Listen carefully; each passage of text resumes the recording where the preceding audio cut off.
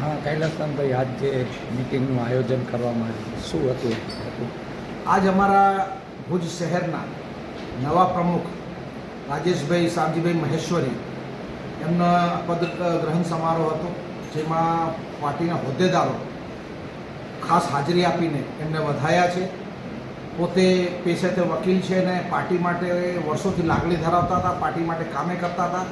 એમને કામની અને એમને મહેનતને ધ્યાન રાખીને પાર્ટી હાઈકમાન્ડે એમને ભુજ શહેરની જવાબદારી સોંપી છે. ખાસ કરીને જે રીતે ભુજ કચ્છ જિલ્લાનો હેડક્વાર્ટર છે અને હેડક્વાર્ટરમાં બહુ જરૂરી છે કે એવી ટીમ હોવી જોઈએ જે દરેક મુદ્દા પર ટાઈમસર રિએક્શન આપી શકે, ટાઈમસર કામ કરી શકે, લોકોના મુદ્દાઓ ઉપાડી શકે.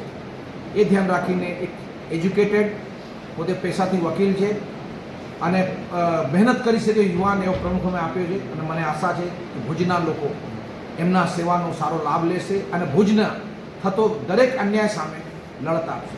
જય હિન્દ.